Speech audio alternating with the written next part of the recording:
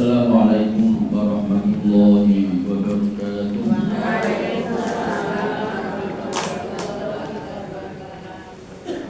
Alhamdulillah, nahmaduhu wa nasta'inuhu wa nastaghfiruh wa na'udzu billahi min shururi anfusina wa min sayyiati a'malina. Man yahdihillahu fala mudilla lahu wa man yudlilhu fala hadiya lahu.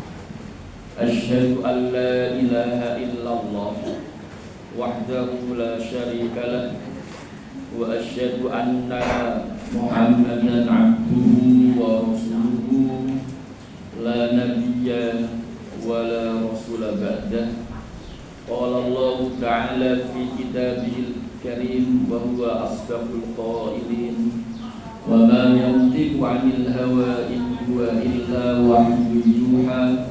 Wa qala ta'ala aidan wa ma atakumur rasulu fakhudhuhu wa ma nahakum 'anhu fantahu. Wa sallallahu ala sayyidina Muhammad wa ala alihi wa ashabihi wa man tabi'ahum bi ihsanin ila yaumil qiyamah, amma ba'du.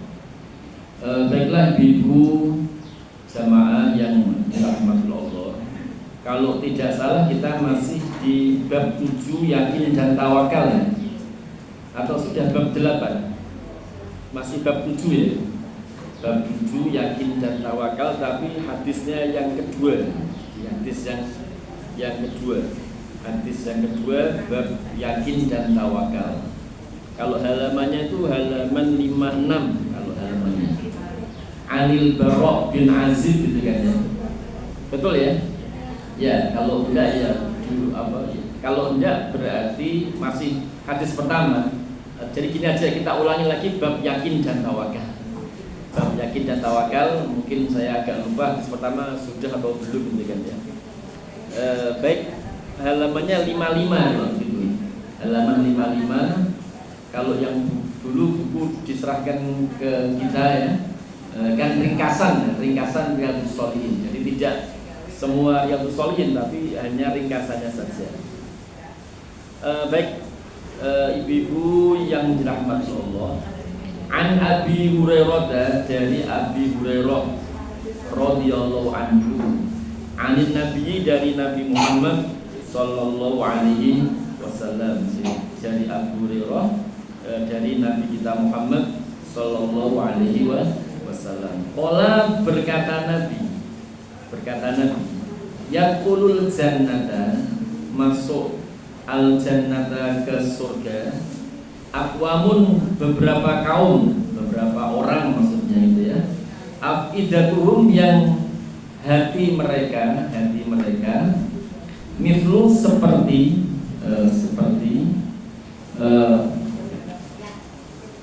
afidatit thair, hatinya burung. Rawahu Muslim, hadis riwayat Imam Muslim. Saya ulangi. Jadi an Abi Hurairah, dari Abi Hurairah radhiyallahu anhu, anin Nabi, dari Nabi Muhammad sallallahu alaihi wasallam, qala, berkata Nabi, yaqulu, masuk al jannata, ke surga, aqwamun, kaum, maksudnya orang-orang, afidatum, yang hati mereka mithlu afidatit thair, itu seperti hatinya burung. Rawahu Muslimun, diriwayatkan oleh Imam Muslim. Babnya apa ibu-ibu? Bab yakin dan tawakal. Nah ini nampaknya Allah memberi petunjuk kepada kita untuk mengambil ibrah, mengambil pelajaran dari burung. Nah sebelum ke hadis ini ya, mungkin kita juga pernah membaca surat Saba, perihal anugerah yang Allah berikan kepada Nabi Daud alaihissalam. Perihal anugerah yang Allah berikan kepada Nabi Daud alaihissalam. Apa anugerah yang Allah berikan pada Nabi Daud alaihissalam adalah gunung-gunung itu bertaubat bersama Nabi Daud. Jadi apa itu gunung-gunung Nabi Daud bertobat gitu kan kepada Allah. Ya Nabi Daud maksum terdosa. Jadi taubat itu kembali itu adalah yang memuji-muji Allah, mengajarkan kepada umatnya untuk bertobat kepada Allah. Kalau Nabi ya maksum kan ya. Kalau Nabi itu sifatnya maksum. Kalau Nabi misalkan mengucapkan astagfirullah misalnya gitu kan, itu adalah mengajarkan kepada umatnya untuk selalu mohon ampunan kepada Allah. Nah, begitu Nabi Daud alaihissalam sebutkan kembalilah engkau kepada Allah bersama gunung-gunung. Jadi maksudnya gunung-gunung itu ikut kembali kepada Allah. Begitu pula burung-burung itu juga bertasbih kepada Allah bersama Nabi Daud. Nah konteksnya yang burung ya, konteksnya yang burung. Jadi burung itu bertasbih kepada Allah. Jadi Allah dalam surat Saba tersebut memberikan anugerah karunia kepada Nabi Daud alaihissalam, yaitu apa? Beliau Nabi Daud alaihissalam memuji-muji Allah, bertasbih kepada Allah, di antaranya diikutilah tasbihnya beliau oleh burung-burung. Ini menunjukkan keutamaannya, keutamaan dari makhluk Allah yang namanya burung, burung. Jadi dia itu istilahnya bertasbih kepada Allah. Contoh lagi ya yang tentang burung, ini mengingat-ingat kalau kita istilahnya deres itu apa ya? Kalau bahasa Pantura itu deres. Kalau sini mungkin murojaah ya. Sini ada juga deres ya. Nah kalau kita deres mungkin ingat-ingat ada kisah Nabi Daud bertasbih bersama burung. Ada juga kisah Nabi Sulaiman punya pasukan namanya Hudhud. Hudhudnya juga burung Hudhud. Jadi Nabi Sulaiman alaihissalam mengumpulkan seluruh pasukannya. Nah termasuk Hudhud itu dikumpulkan, tapi Hudhud absen, nggak masuk. Nah, Hudhud masa kok nggak muncul? Nah, rupa-rupanya Hudhud itu memantau dari kejauhan yang tidak bisa terpantau oleh Nabi Sulaiman. Apa itu? Ternyata Hudhud melihat satu daerah yang dipimpin oleh seorang ratu. Sayangnya ratunya menyembah matahari. Nah, terus berlanjut informasi dari Hudhud itu ditindaklanjuti oleh Nabi Sulaiman, dan akhirnya memang betul, memang ada di Hudhud laporannya itu terverifikasi ya loh guys ya. Lapornya terverifikasi betul adanya. Artinya Nabi Sulaiman menindaklanjuti dengan apa mendakwai Bilqis, itu burung Hudhud. Mungkin juga kita pas deres ya, ada kisah Qabil membunuh Habil. Setelah membunuh tuh Qabil bingung karepe diri. Bagi piye tak apakno, menyesal dia, tapi bukan menyesal membunuh Habil. Kalau menyesal membunuh Habil itu adalah namanya bertaubat. Ini tidak, menyesalnya tidak, bukan karena membunuh Habil, bukan. Menyesalnya adalah dia tuh kayak marah pada dirinya sendiri. Kok gak iso ngomong-ngomong aku iki, tak apakno itu kan enaknya. Habil ini setelah terbunuh tak apake, enggak tahu. Nah, sampai Allah mengirim burung juga kan? Burung juga gagak. Nah, gagak ada rombongannya itu mati oleh burung gagak itu dikubur. Nah, dia tahu caranya dikubur itu. Jadi ini memang kisah burung di apa itu banyak sekali. Hanya saja di hadis ini nampaknya penyusun Riyadhus Shalihin ya Imam An-Nawawi itu nampaknya memasukkan hadis masuk surga kaum-kaum yang hati mereka seperti hati burung itu adalah mengambil pelajaran dari burung perihal yakin dan tawakal. Nanti kan banyak aspek tadi burung kan ya, macam ada burung hudhud, ada burung gagak, kan ya. Juga ada burung yang bertasbih bersama Nabi Daud, banyak sekali di Al-Quran kan ya. Tapi dalam hal ini yang nampak dijadikan ibrah pelajaran oleh penyusun Riyadhus Shalihin, ini babnya masuk apa ini? Oh, babnya masuk yakin dan tawakal. Babnya itu bab yakin dan tawakal. Nah, ibu-ibu yang dirahmati Allah, maka dalam hal ini adalah Allah memuji satu kaum yang yakin dan tawakal kepada Allah Subhanahu wa ta'ala. Yakin kepada janji Allah Subhanahu wa ta'ala, bertawakal kepada Allah Subhanahu wa ta'ala.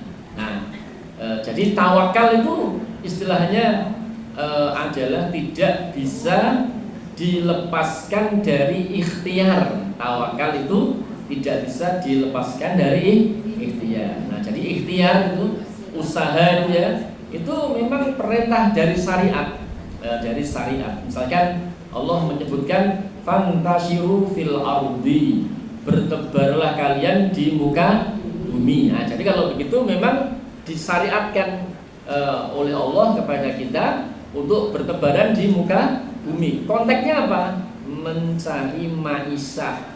Nah, ini namanya ikhtiar. Nah, setelah ikhtiar kan ya, setelah ikhtiar itu tawakal kepada Allah. Tapi sebenarnya bukan kok setelah, tadi pas ikhtiar itu sudah tawakal. Saya ulangi ya. Ini pelajaran nahwu shorof kan ya. Kan hadisnya kan begini. Ada orang bawa unta. Waktu apa itu istilahnya bersama Rasulullah, entah sholat jamaah, entah majelis ilmu. Kamu naik apa? Naik unta. Untamu mana sekarang? Terus pokoknya tak umbar, aku tawakal. Terus Nabi mengatakan ikilha wa tawakal, ikat untamu dan tawakal. Nah, sekarang huruf wawu itu tidak menunjukkan arti urutan, tapi menunjukkan arti istilahnya itlaqul jam'i. Pokoknya dua-duanya dilakukan, yaitu mengikat unta dan tawakal. Jadi kalau begitu tidak kok artinya itu mengikat unta dulu baru tawakal aja. Artinya adalah ya pas mengikat unta itu sudah sejak awal sudah tawakal. Itu caranya begitu. Jadi kok ikhtiar dulu baru tawakal itu namanya tidak. Kayak pas ikhtiar itu sudah tawakal kepada Allah Subhanahu wa ta'ala. Nah, itu bedanya begitu. Karena huruf wawu itu tidak menunjukkan urutan. Huruf wawu itu menunjukkan bahasa Arabnya namanya itlaqul jam'i. Dia menggabungkan saja. Oh, berarti memang tawakal itu tidak bisa dipisahkan dari ikhtiar. Nah, baik, kembali ke tadi ya. Kembali ini hatinya seperti hati burung. Nah, jadi orang ikhtiar. Misalkan kalau anak-anak lulusan sarjana apply itu ngelamar gawe wakil banget. Soalnya ya sudah tawakal sejak awal sudah tawakal. Atau ibu-ibu mungkin keluarganya pilih wirausaha, pokoknya sejak awal sudah tawakal. Jadi begitu. Jadi namanya ikhtiar, tawakal itu tidak bisa dilepaskan dari ikhtiar. Nah, sekarang kita bertawakal kepada Allah seperti tawakalnya burung. Setahunya burung itu nggak punya ini, dia nggak punya kulkas, nggak punya simpenan ya untuk menyimpan, itu nggak punya. Ya ada sebagian burung-burung yang Allah beri anugerah untuk seperti itu, misalkan burung-burung yang ada di daerah salju misalkan ya, itu ada memang. Ya Allah itu luar biasa ya, membuat makhluknya itu ya sesuai dengan kondisi. Jadi ada yang memang mempunyai simpan, tapi secara umum kayak di sini tuh ya burung nggak punya kulkas, nggak punya apa. Dia betul-betul pas pulang sore itu kosong perutnya. Nah, terus pagi bangun ya perut kosong, sorenya nanti isi. Sore ya itu namanya tawakal betul kepada Allah. Makanya istilahnya apa? Kita ikhtiar dan tawakal. Nah, kalau orang itu tawakal seperti tawakalnya burung, nah, disebutkan di sini masuk surga kaum-kaum, golongan kaum yang hati mereka seperti hatinya burung. Jadi jangan, saya tuh kadang-kadang sedih kalau melihat berita di sosial media ya. Ada orang bunuh diri karena khawatir sebenarnya anakku piye, aku biyen niku bapakku berada, aku sekolah aku terus jadi sarjana, terus sekarang saya sarjana ternyata tidak bisa menyekolahkan anak ke sekolah favorit, khawatir, ragu, bunuh diri bersama anak-anaknya. Na'udzubillah min dzalik. Jadi orang itu harus tawakal pada Allah. Di Allah itu istilahnya apa? Sudah berjanji pada kita, apalagi Allah berjanji pada kita kan. Segala yang melata di muka bumi ini itu rezekinya ditanggung oleh Allah. Jadi kita jangan takut, jangan khawatir, jangan takut untuk hal-hal seperti ini. Nah itu bertawakal seperti tawakalnya burung, yakin seperti yakinnya burung.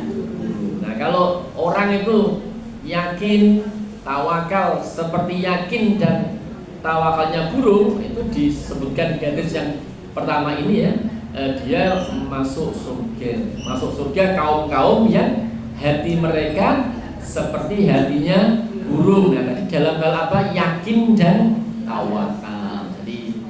Belum lagi ada janji-janji Allah yang secara nas itu tersurat, tidak tersirat, malah tersurat.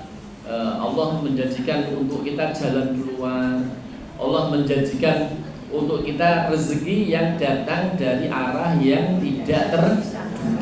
Wa may yattaqillaha yaj'al lahu makhraja wa yarzuqhu min haitsu la yahtasib. Wa may yatawakkal 'alallahi fa huwa hasbuh. Ini siapa yang tawakal pada Allah, Allah adalah mencukupinya.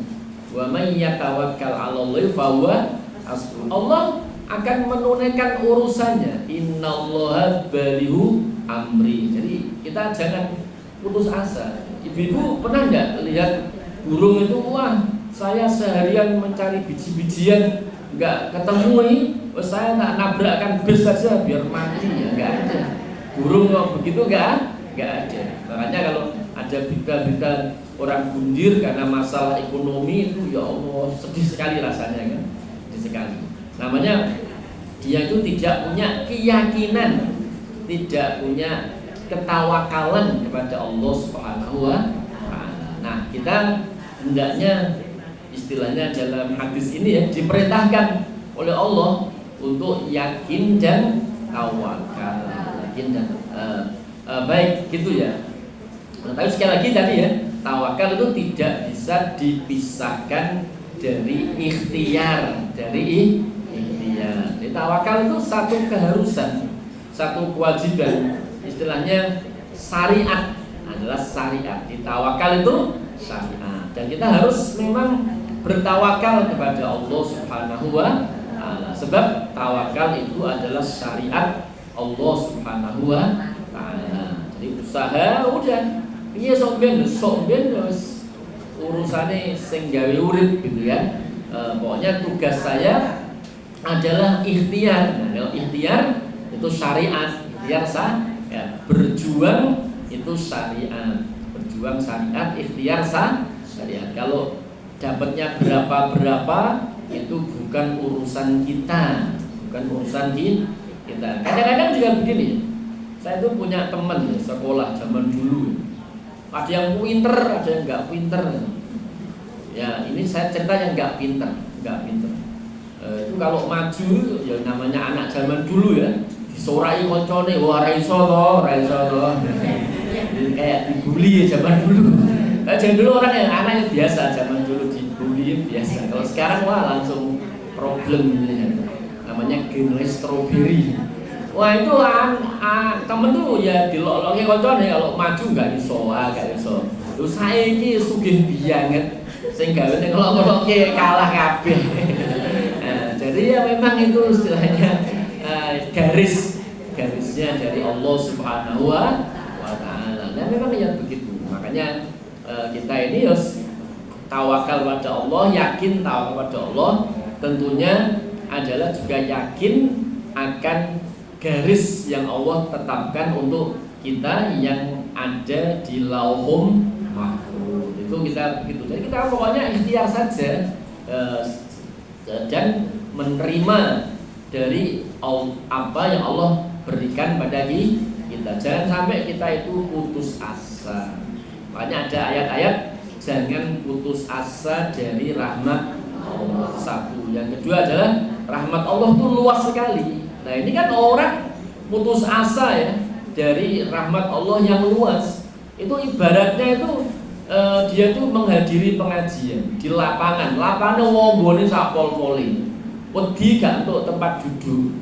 Undangan guru 100 lapangannya wombo kok wedi ra untuk tempat duduk ya gimana? Ini kan namanya nggak masuk akal ya. Nah begitulah rahmat Allah itu luas sekali.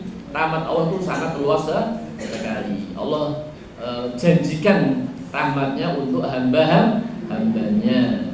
Termasuk kita sebagai hamba dari hamba-hamba Allah itu juga termasuk dijanjikan rahmat. Maka kita yakin, nah termasuk yakin akan rezeki yang Allah tetapkan untuk kita.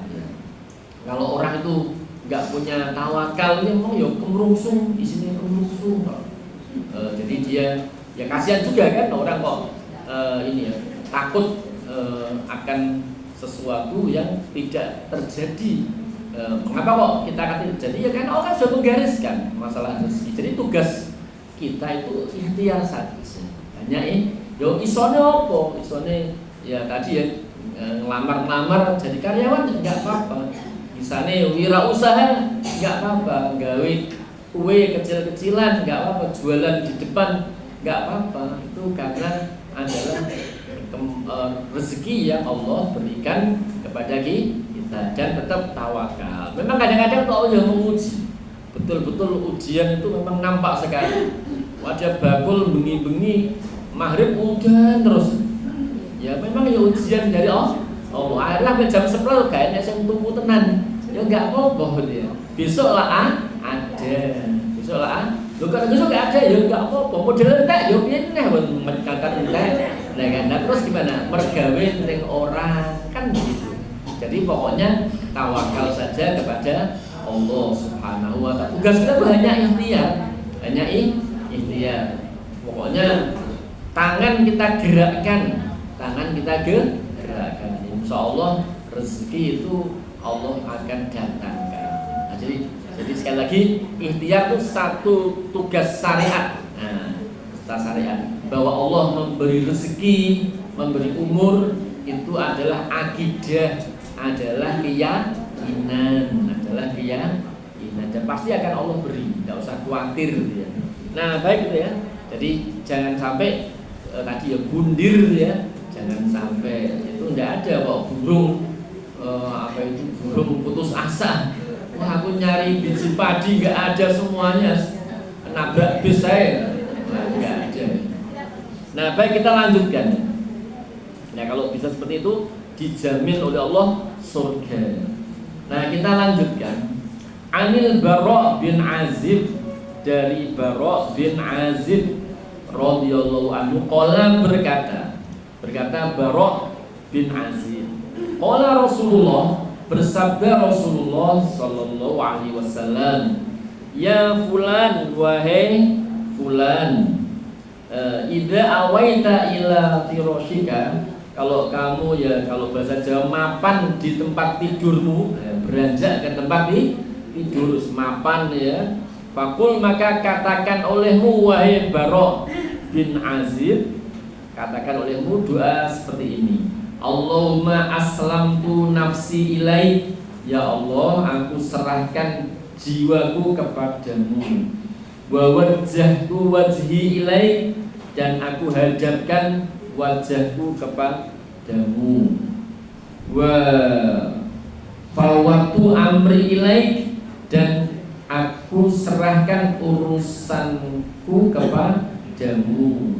Wa alja'tu dhuhri ilaik, dan aku sandarkan punggungku kepadamu. Aku sandarkan punggungku kepadamu ya Allah.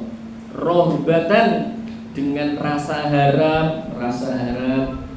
Jadi segala hal yang kita cita-citakan, kita inginkan terkait dunia kita, itu kita mohonkan kepada Allah.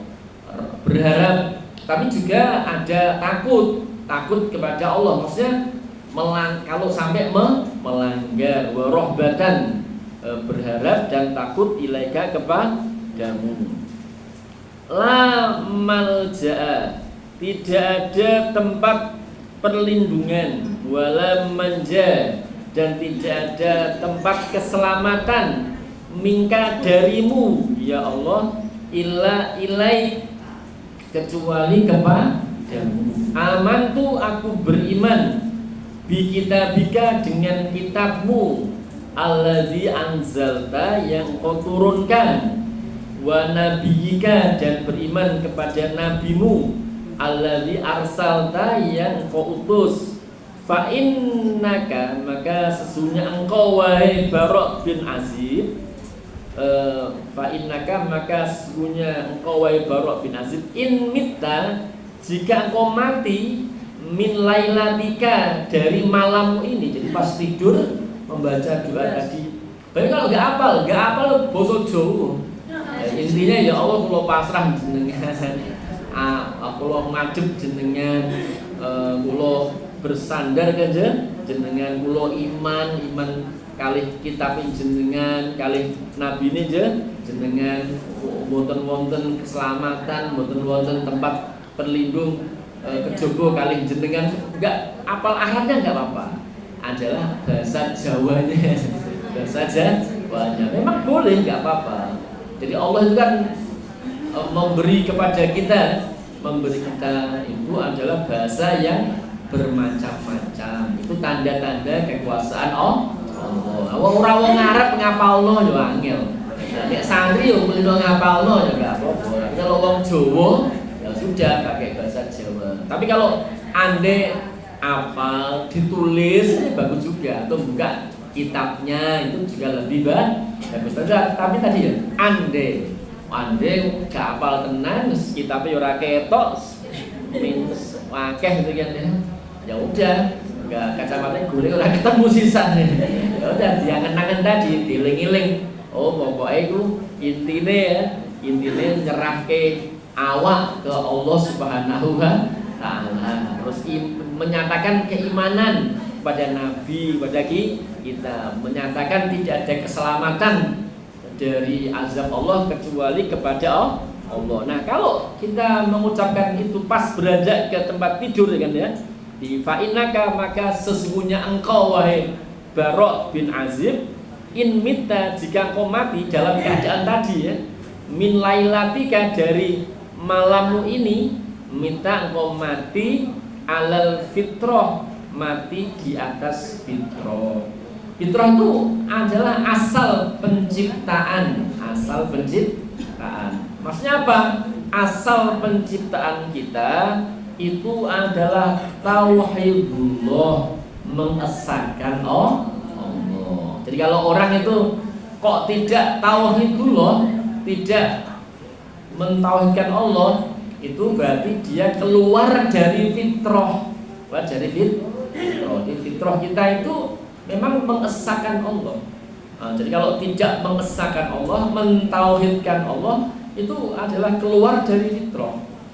Orang Kristen itu keluar dari fitrah karena sudah batal tauhidnya ketika mereka mengatakan Isa, Yesus itu Tuhan atau anak.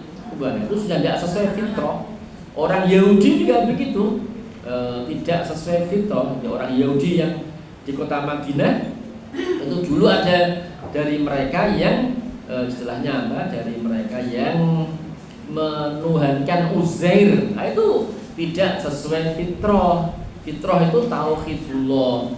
Nah, orang Hindu, Buddha nggak sesuai fitrah. Orang ateis ya itu nggak sesuai fitrah. Nah itu namanya kalau kita mempertahankan fitrah kita ya, yaitu asal pencipta kita kalimat tauhid, di antaranya itu membuat pernyataan ketika mau tidur, pernyataan sambil memohon di pernyataan dan doa ya Allah, aku serahkan diriku kepadamu, aku hadapkan wajahku kepadamu, aku serahkan urusanku kepadamu, aku sandarkan punggungku kepadamu, berharap dan takut kepadamu, tidak ada tempat berlindung, tidak ada tempat keselamatan dari azabmu kecuali kepadamu. Aku beriman dengan kitabmu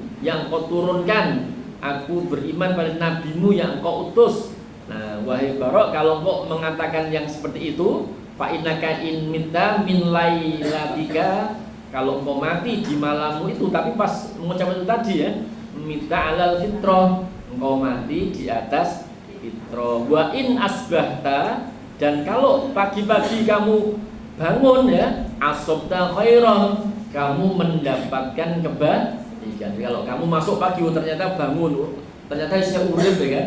Alhamdulillahilladzi ahyana ba'da ma amatana wa ilaihi nusyur. Nah, kita ingat wah di malam saya sudah mengamalkan apa yang diajarkan oleh Nabi kepada Barok bin Azib. Wah, kita mendapat kebaikan. Andai meninggal pas malam harinya, kita meninggalnya dalam keadaan tauhid, dalam keadaan tauhid. Nah, itu hadis riwayat Bukhari Muslim. Ada riwayat lain sama, cuman diawali dengan berwudu, Kalau yang di atas tadi itu tanpa menyebut berwudu. Nah, tapi berikutnya adalah dengan berwudu. Wa fi riwayatin fis shahihain, dan dalam satu riwayat yang ada di dalam Bukhari Muslim, Anil Barok, dari Barok bin Azib juga, qala, berkata Barok, qala li Rasulullah, bersabda kepadaku Rasulullah sallallahu alaihi wasallam, idza ataita, kalau engkau mendatangi mabji'aka, tempat tidurmu, fatawaddo, maka berwudulah engkau, wudu'aka lis salat, dengan wudumu seperti wudumu saat sholat. Kumat toji', kemudian miring, ala syikil aiman, ke sisi yang kanan. Wakul, dan katakan olehmu, dan Barok menyebut hadis yang di atas. Jadi di riwayat yang lain ada keterangan pakai wudu. Ibu apa yang dirahmati Allah. Jadi kalau tidak pakai wudu, insya Allah fadilah dari hadis Barok bin Azib ini tetap kita dapatkan meskipun tidak wudu. Misalnya wudu tapi terus gampang batal.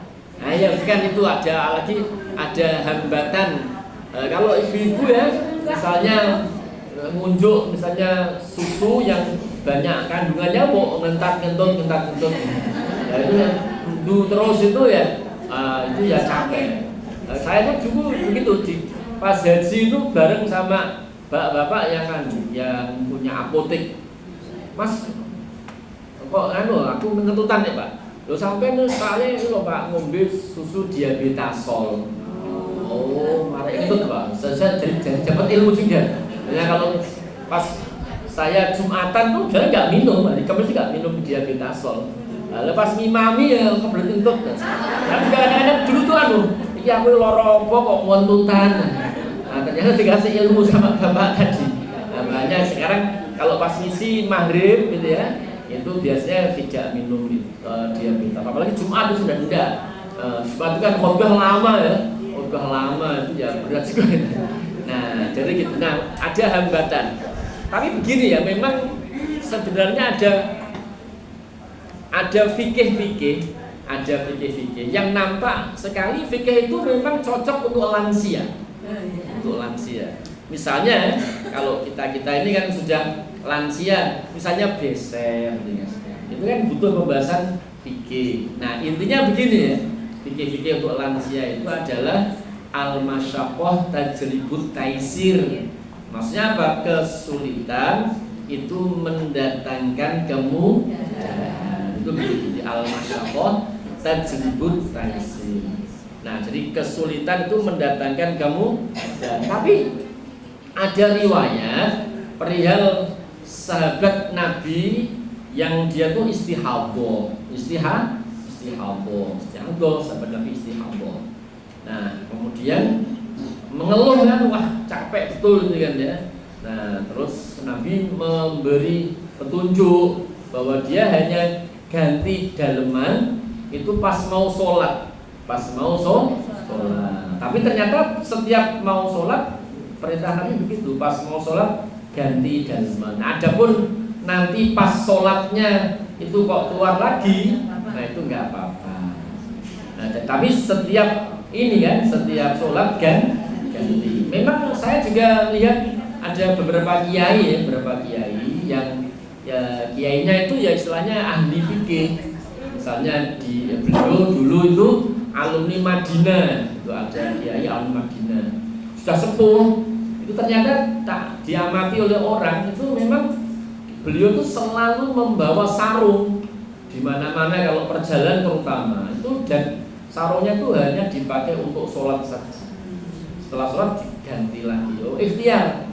Nah, ikhtiar. Nah, memang kesulitan mendatangkan kemudahan, tapi terus rapopo tidak begitu. Tetap diupayakan seoptimal mungkin.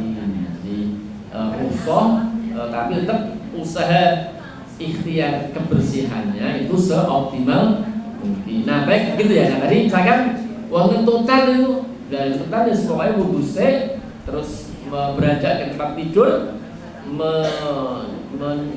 merapalkan doa ini kan ya, yang Nabi ajarkan pada Barok bin Azib. Itu insya Allah kalau kita mati dalam tidur itu, kita mati dalam keadaan fitrah. Kalau paginya masih hidup bangun, kita mendapatkan kebaikan yang sangat banyak sekali. Nah, itu ibu-ibu yang dirahmati Allah, itu hadis kedua. Nah, sekarang bab berikutnya, bab istiqomah. Ibu-ibu yang dirahmati Allah, jadi istiqomah ya. Hadisnya tuh sebelum masuk ke hadis itu mungkin ada ayat ya di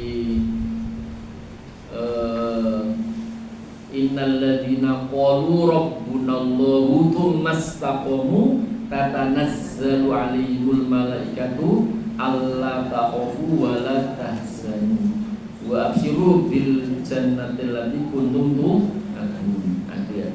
Jadi ayat tersebut menerangkan fadilah, keutamaan orang-orang yang istiqomah, yaitu sesungguhnya orang-orang yang berkata Rob kami adalah Allah, kemudian beristiqomah, maka turun kepada mereka para malaikat mengatakan jangan takut, jangan sedih, kami malaikat adalah wali-walimu di dunia dan di akhirat. Artinya orang yang istiqomah itu, para mufassirin itu mengatakan bahwa orang yang istiqomah itu fadilahnya yaitu akan dikuatkan oleh para malaikat sampai sakaratul maut. Sampai sakaratul maut itu dikuatkan oleh para malaikat. Ini tafsiran beberapa ulama ya terhadap ayat innalladzina qalu rabbunallahu tsumma istaqamu tatanazzalu 'alaihimul malaikatu alla takhafu wa la tahzanu. Begitu. Jadi apa itu istilahnya, keutamaan istiqomah. Nah, dia akan disertai para malaikat sampai sakaratul maut, Jadi memang istiqomah ini ya itu barang yang mahal sekali, barang yang mahal sekali. Terutama kita ini kan hidup ya di era ibu-ibu tuh kalau menjumpai presiden itu berapa presiden kira-kira? Ada yang mulai Pak Karno nggak ada ya? Mungkin Pak Harto ya? Oh Pak Karno itu ya, nggak ada jadi Pak Karno. Menjumpai Pak Karno, Pak Harto, wah itu ya, sampai era beberapa. Kalau saya hanya Pak Harto saja, Pak Harto sampai sekarang, sampai Pak Prabowo. Ada menjumpai berapa presiden? Itu ya tantangan itu banyak sekali. Tantangan banyak sekali. Tantangan banyak sekali. Kalau misalnya zaman Pak Karno ya, Pak Karno itu misalnya di dalam sejarah ya, Pak Karno itu memang pernah membuat gagasan namanya Nasakom, Nasakom. Wah itu orang langsung ungkrap gitu kan ya. Tapi ternyata dari orang yang ungkrap tersebut ya, menolak tersebut, ya memang ada dari orang-orang itu ya apa itu istilahnya cocok wae karo Pak Karno. Yus mboten nopo-nopo Nasakom, kula nderek, nah gitu ya. Nah padahal dia mungkin kiai, mungkin dia aktivis, aktivis. Nah itu berarti kiainya tadi dalam hal ini tidak istiqomah. Ini tantangan seorang tokoh.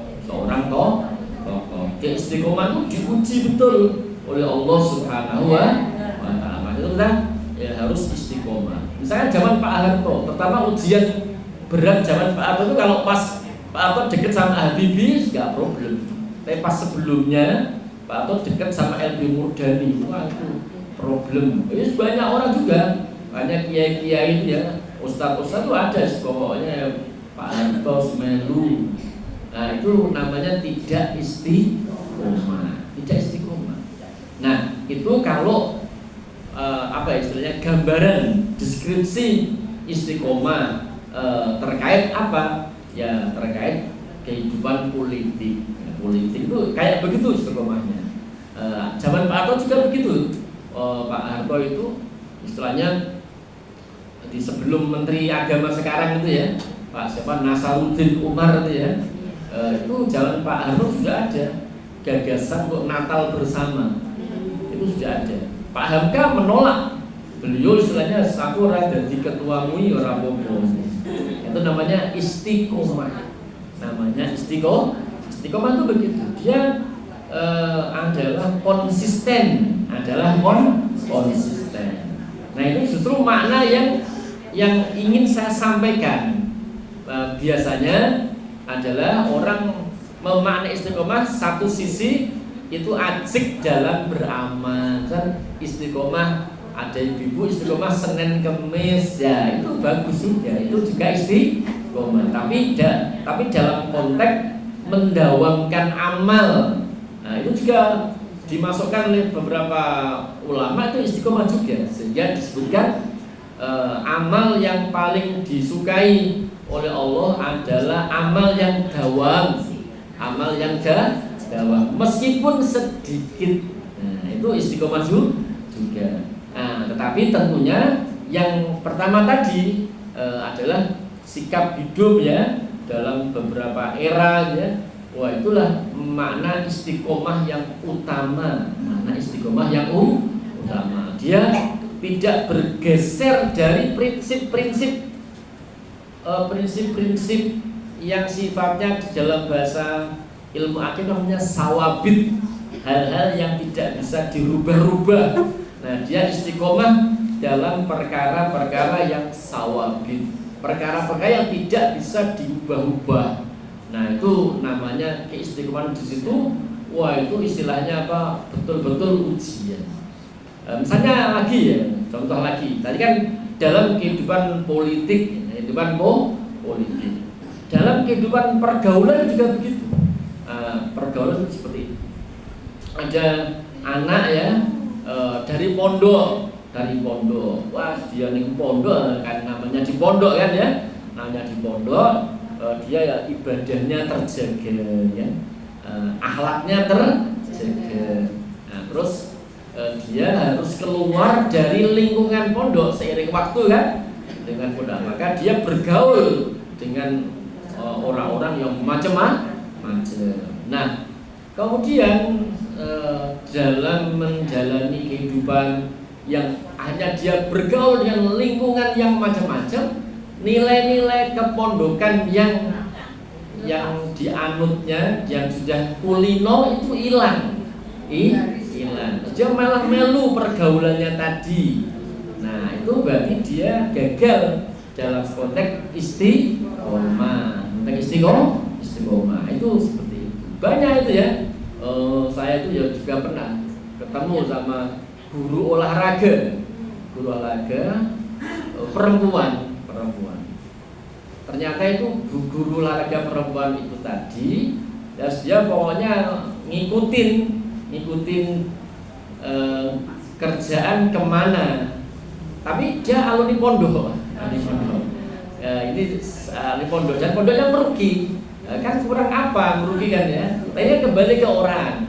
Nah, dia jadi guru olahraga. Pasti kan dia udah aku tak jadi guru olahraga di sekolah-sekolah ya. Sekiranya itu misalnya perempuan sendiri. Ya itu karena wah aku nek ning sekolah A terus sekolah gak oke muridnya orang oke. Ya, sahabat itu kan saat sekolah Islam kan tidak seperti sekarang kan. Kalau sekarang sekolah Islam bisa bersaing, kalau dulu kan enggak.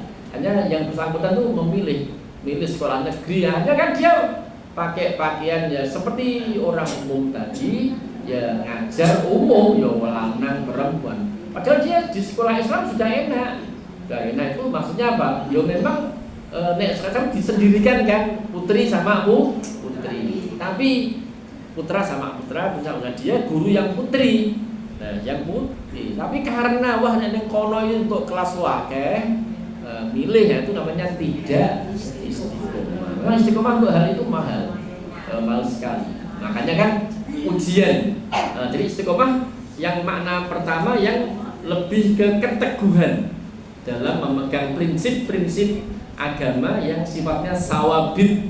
Sifatnya sawabit itu baku, tidak bisa berubah. Nah, ada juga istiqomah dalam konteks adalah mendawamkan apa?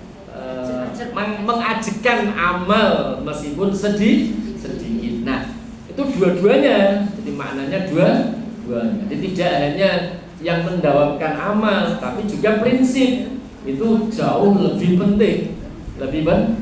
Nah, kalau orang itu istiqomah dalam dua hal tadi, entah dalam prinsip sawabit ya, sawabit itu sudah baku dalam perkara agama, justru kayak gitu, sudah nasnya begitu.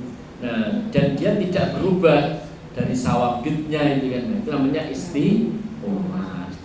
Atau makna yang kedua adalah mendawamkan amal-amal termasuk amal sunnah. Nah, baik, terkait yang makna pertama, terkait makna yang pertama ya, itu Allah secara tegas menyebutkan wala tarkanu ilal ladzina zalamu fatamassakumun nar. Jangan kamu condong kepada orang yang zalim. Kalau kamu condong kepada orang yang zalim, kamu akan tersentuh oleh api neraka. Ini memang godaan. Dia selalu istilahnya apa? Selalu diajak oleh orang-orang zalim ke kelompoknya. Contoh begini. Ini juga ada di Riyadhus Shalihin. Ada seorang sahabat namanya Ka'ab bin Malik. Ada seorang sahabat namanya Ka'ab bin Malik. Nah, kemudian beliau itu kan khilaf ya. Waktu perang Tabuk itu khilaf. Itu sahabat yang berangkat ke santai-santai ya, hanya ketinggalan. Hanya kan Nabi itu kan memberi sanksi itu kepada Ka'ab bin Malik. Sanksinya apa? Adalah dijauhi oleh para sahabat. Jadi namanya mungkin kalau bahasa sekarang dijodak ini ya, dijodak sampai turun ayat yang menerangkan tobatnya diterima. Nah itu ya. Nah, sampai turun ayat yang menerangkan tobatnya diterima. Nah baik. Ketika Ka'ab bin Malik itu dijodak, ya, dijodak itu dihajar kalau bahasa hadisnya, dijauhi oleh kaum muslimin. Itu dia didatangi oleh juragan-juragan negeri Syam.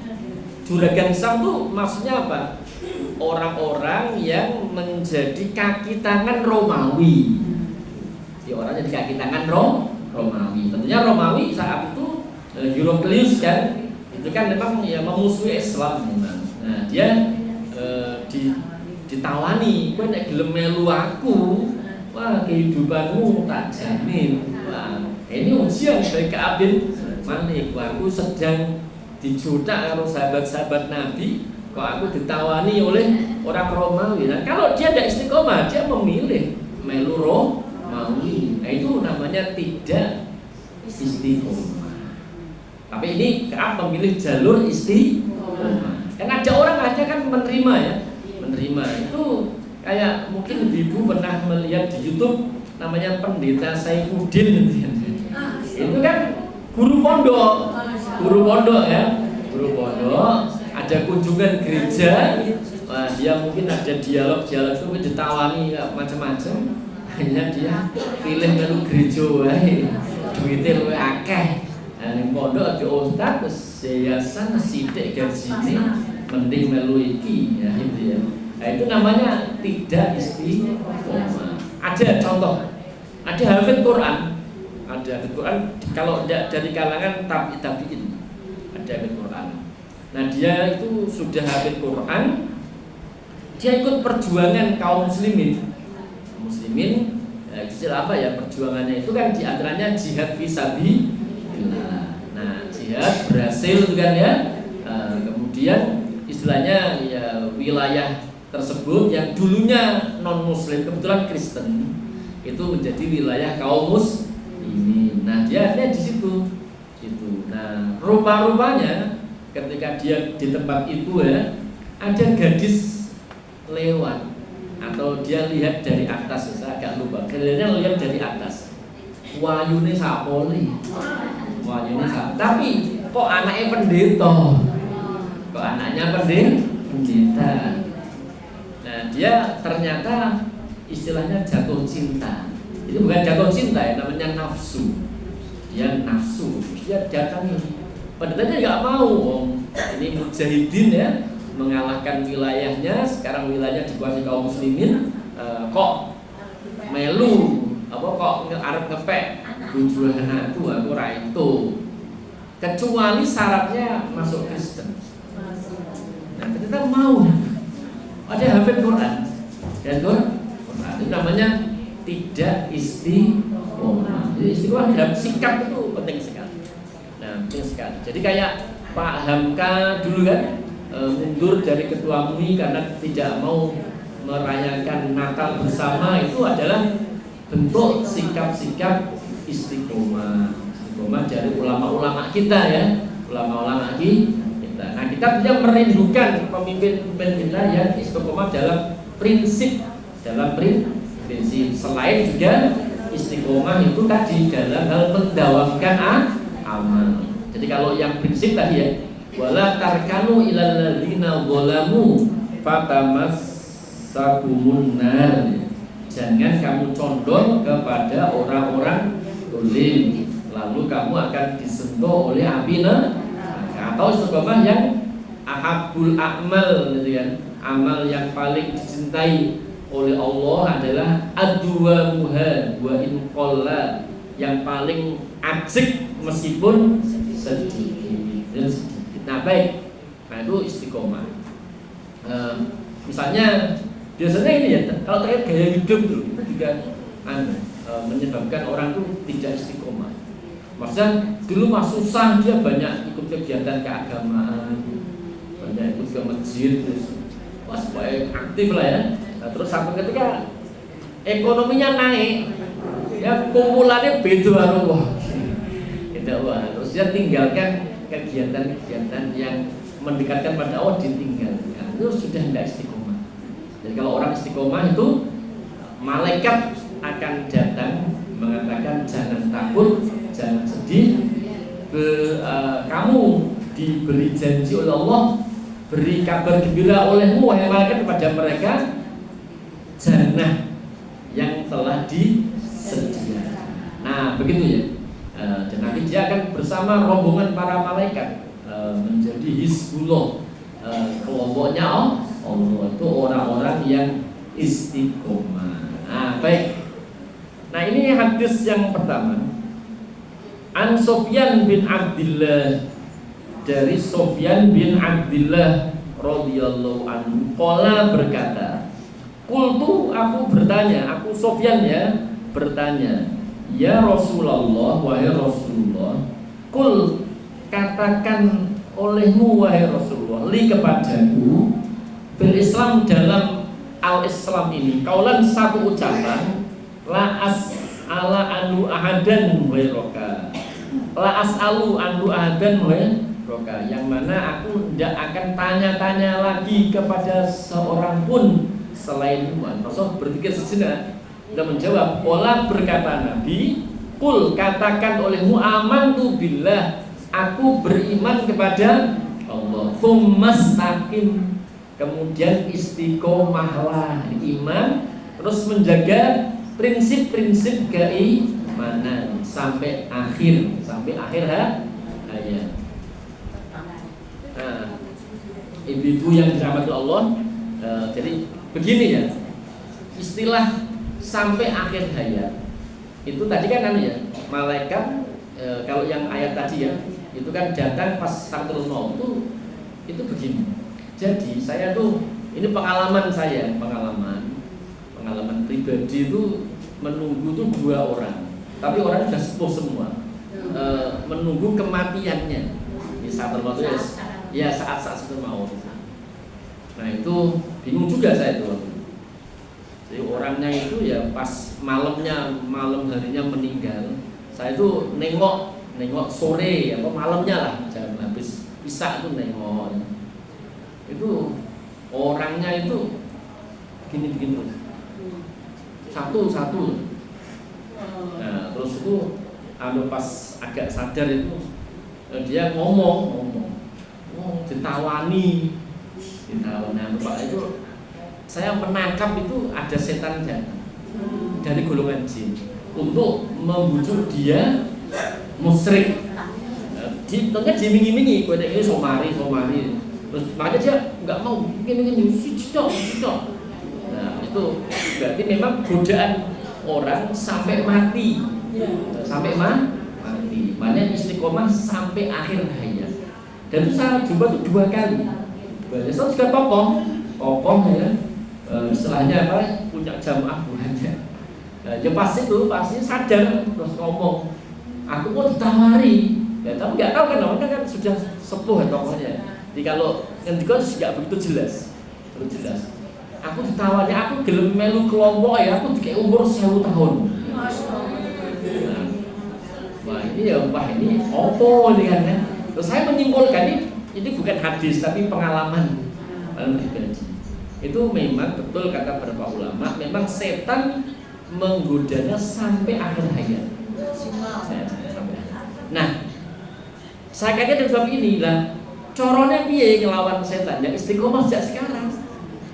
Jadi kan orang itu akan bersikap sesuai kebiasaannya. Kalau dia misalnya gampang digoda ya sudah, nanti akhir digoda setan, katut dia. Kalau dia sejak awal nggak mau pegang prinsip, wah itu nanti digoda, dia misalnya tahan. Tapi kalau orang tuh digoda sedikit, geleyor itu kan ya, nanti takutnya kan setannya ngerti tiap hari apa senengannya apa kan, senengannya jabatan. Nah, kalau pas akhir gue nek waras tak jabatan so ya. Saya wong wedok saya kan, sebenarnya wong wedok ya. Ya pokoknya kesukaannya kan setan tiap hari bersamanya kan. Jadi ngerti kelemahannya. Nah, makanya memang obatnya itu istiqomah. Mas saya ayo menunggu orang meninggal tuh ya banyak sekali, cuman yang tak angen-angen 2 orang tadi itu. Kesannya ada kayak komunikasi sama saya. Apa kok gini-gini? Ternyata ya tadi itu tauhid kita tetap siji. Saya menyimpulkan ini berarti ada yang ganggu. Ada yang ganggu. Nah, sama tadi yang pertama itu orang sepuh ya. Dia juga mungkin ya kepengen lah umur panjang, dia menikmati apa istilahnya ya, jamaahnya banyak kan, pengen bertahan. Tapi diiming-imingi datang diiming-imingi umur 1000 tahun. Nah itu kalau tergoda gawat ya. Nah itu kira-kira ya, makanya tafsir tadi adalah malaikat datang kepada orang istiqomah sampai sakaratul maut, dikuatkan. Nah kalau itu kita ingin selamat dari itu ya kita sejak sekarang berjuang untuk selalu istiqomah. Kalau mudah ini goyah, kita pas air raya diiming-imingi goyah, diiming-imingi setan yang selalu mengintai kita kan, itu bisa goyah. Nah baik, saya rasa itu ya ibu-ibu yang dirahmati Allah, memang agak menakutkan kalau akhir hayat suul khotimah kan medeni banget ya. Nah itu caranya istiqomah sejak sekarang. Diajak opo sih ngajak melanggar aturannya Gusti Allah segah. Nah baik, mungkin ada yang mau menyampaikan satu hal, monggo dipersilakan kalau ada. Oh iya monggo. Iya. Dia lahir kebetulan orang tuanya non muslim. Lalu dia namanya mengakui orang tuanya. Itu kan kalau non Islam kan sudah ada tapi kasihannya sih kayak tadi. Jadi gini, jadi kan kalau dia nanti usia taklif adalah akalnya sudah sempurna, dia tuh bisa mikir sebenarnya, bisa mikir. Jadi tapi kalau belum usia taklif, akal belum sempurna, dia memang misalnya mati, ya mungkin dirawat misalnya corok Kristen, tapi kan belum taklif. Di sisi Allah dia tidak dapat perhitungan karena apa? Belum taklif, belum. Tapi kalau akalnya sudah dewasa, akalnya sudah matang, dia dapat taklif. Maka dia masuk Kristen, masuk Islam pilihan, bukan karena orang tua. Dan Allah pastikan ya, itu akan menggabungkan orang-orang dengan yang dia punya peminatan yang sama. Sebab Nabi Muhammad begini, al arwahu junudun mujannada. Roh itu ibarat tentara-tentara yang tersusun rapi. Ada orang dari Solo, dia ke Jakarta. Aku Jakarta kepepet, aku harap boleh gawe Jakarta. Nah, ketika di Solo dia sangat aktif pengajar Islam. Nanti di Jakarta ketemu sama orang yang aktif ngaji, otomatis begitu. Begitu.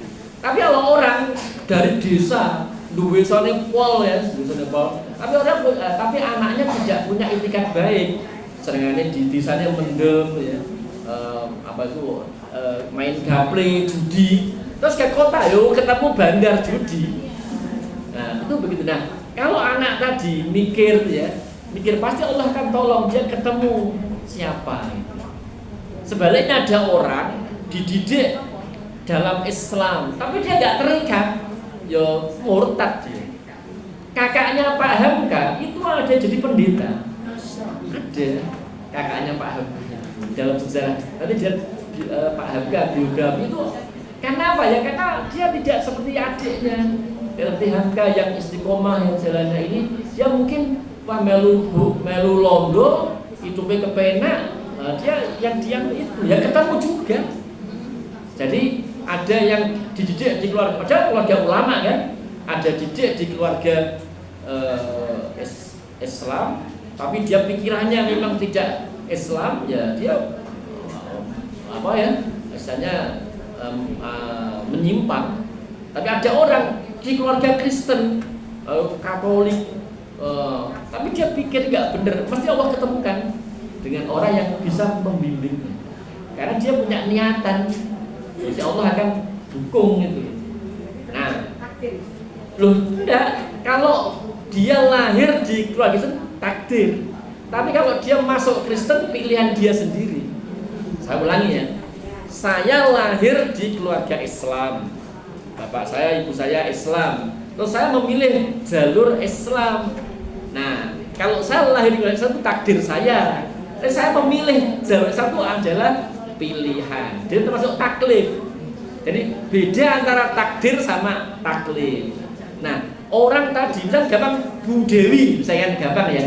Takdirnya dia lahir dari keluarga Kristen, ya kan? Takdir itu jelas. Nah, tapi dia memilih Islam tuh pilihan Islam taklif. Jadi kalau sudah milih Islam, milih Kristen, milih Hindu, Buddha, itu namanya taklif. Namanya taklif. Dia dibebani oleh Allah untuk iman, tinggal mau atau tidak. Jadi aku ora salat, apa salah takdirku ora salat. Salat dan tidak salat itu bukan takdir, tapi taklif. Tapi taklif pembebanan, dan Allah meminta tanggung jawab. Ada orang seneng karo cawe wedok yang Buddha atau Hindu. Aja alasan gini, aku takdirku jodohku, ya udah. Milih muslimah itu taklif. Dia tidak bisa beralasan itu jodohku sudah digariskan. Itu namanya orang nyembah berhala, terus aku ditakdir Allah ini lah, nyalah ke Allah. Kalau dia sendiri yang nyembah berhala kok nyalah ke? Aku maling ya, takdirku maling. Nanti repot kalau gitu ya. Jadi beda antara takdir sama taklif. Kalau takdir itu pembebanan. Kalau takdir memang nggak bisa milih. Kalau taklif itu memang pilihan. Jadi antara takdir sama taklif. Ya baik, monggo. Karena masih ada acara satu lagi tentang pencerahan kesehatan perempuan. Oh iya. Dan saya jadi menarik pertanyaannya disambung bulan depan. Oh iya. Ya, kita akhiri saja lah dulu ya. Ya, karena sudah mungkin petugas sudah datang ya. Kita akhiri dengan doa kafaratul majelis. Subhanakallahumma wa bihamdika asyhadu an la ilaha illa anta astaghfiruka wa atubu ilaik. Assalamualaikum warahmatullahi wabarakatuh.